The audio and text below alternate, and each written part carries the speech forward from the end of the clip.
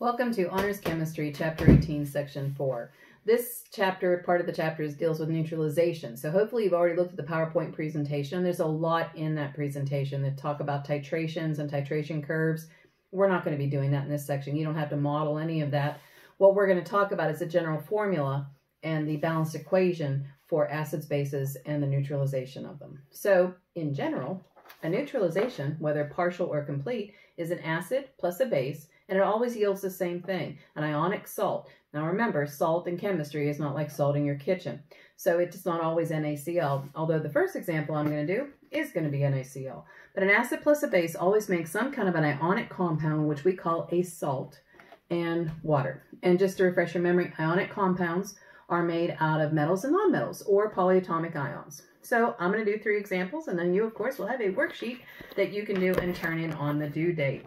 So at this time, we're going to do the first example. So you'll be given usually not always, the reactants, and you have to figure out what are the products going to be. So acid plus base yields salt plus water. So we have to identify the acid and the base. These are going to be the Arrhenius definitions, the first definitions that we talked about in this chapter. So acids start with an H. That's the acid. Bases end with hydroxide. That's the base.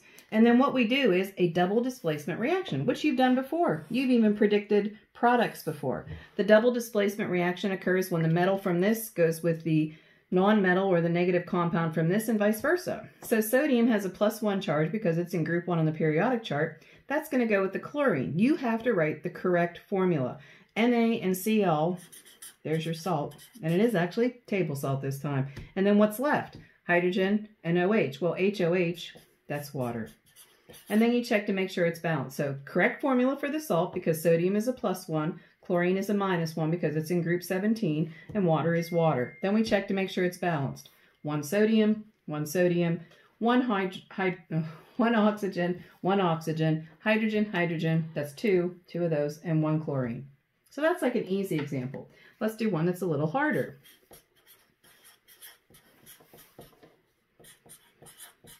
Okay, the Arrhenius definitions hold true.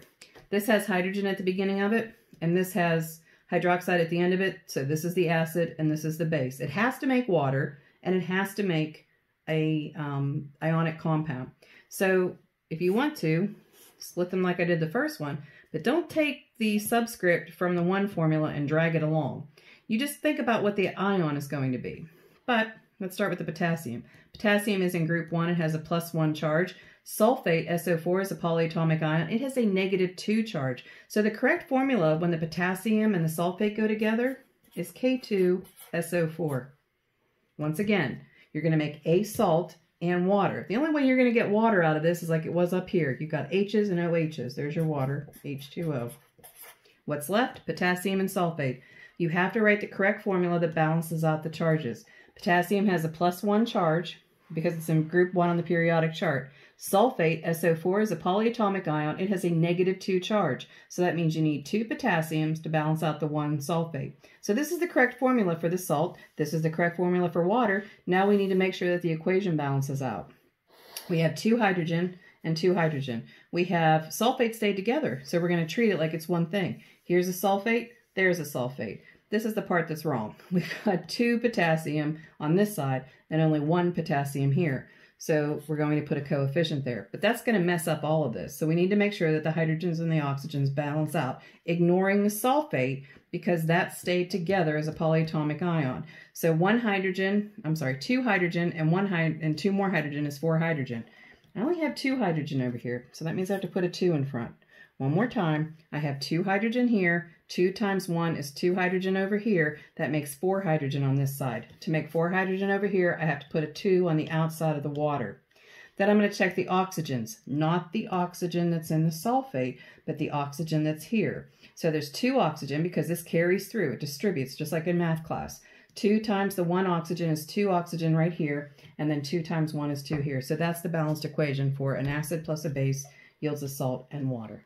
And there'll be several of them for you to figure out on the worksheet. The other thing that I could ask you is, what if I give you the salt and the water and ask you, where did this come from? So this is a salt. We've got a metal and a non-metal, and this is the correct formula for it. So you have to think backwards. So we need to have an acid that starts with a hydrogen, and it's got to end with a non-metal. Well, the non-metal in this case is Cl. And by now, we have done this so many times. Hydrogen is a +1, chlorine is a -1, or just remember, this is hydrochloric acid. Well, what's left? Well, what's left is we've got magnesium and we have oxygen. So that has to be, it's got to be a hydroxide though, because we've got to have a base. So it must be the magnesium, and this is somehow going to make hydroxide because water is really HOH. So if this H goes with that Cl and becomes hydrochloric acid with a balancing of the charges, do not carry the 2 from this chlorine. We made that mistake when we did double displacement reactions before. But now the magnesium will go with the hydroxide. But once again, you got to make sure of those charges. Magnesium is a +2 because it's in the second group in the periodic chart. Hydroxide is a polyatomic ion, carries a -1 charge. So the correct formula for this, you need 2 of those hydroxides to balance out 1 of the magnesium. So that's the correct formula. So now we have an acid plus a base yields a salt and water. And this is the part that was given.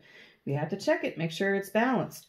I'm not going to worry about the hydrogens and the oxygens. Let's figure out the easy stuff first. I've got 1 chlorine here and I have 2 chlorines there. I'm allowed to put a 2 out in front to make 2 chlorine. Let's check the rest. 2 hydrogen, 2 hydrogen, 4 hydrogen. There's only 2 hydrogen over here. Need to put a 2 out in front. So let's start over. 2 hydrogen plus 2 hydrogen, 4 hydrogen. 2 times 2, 4 hydrogen. 2 chlorine, 2 chlorine. 1 magnesium, 1 magnesium. 2 times 1 oxygen is 2 oxygen. 2 times 1 is 1 oxygen, and that's a balanced equation. So on your worksheet, I'll either give you the acid and the base, and you have to come up with the salt, correct formula, and the water, and then balance it, or I will give you the salt and the water, and you've got to come up with the correct acid and base and balance it. And that's it for Chapter 18.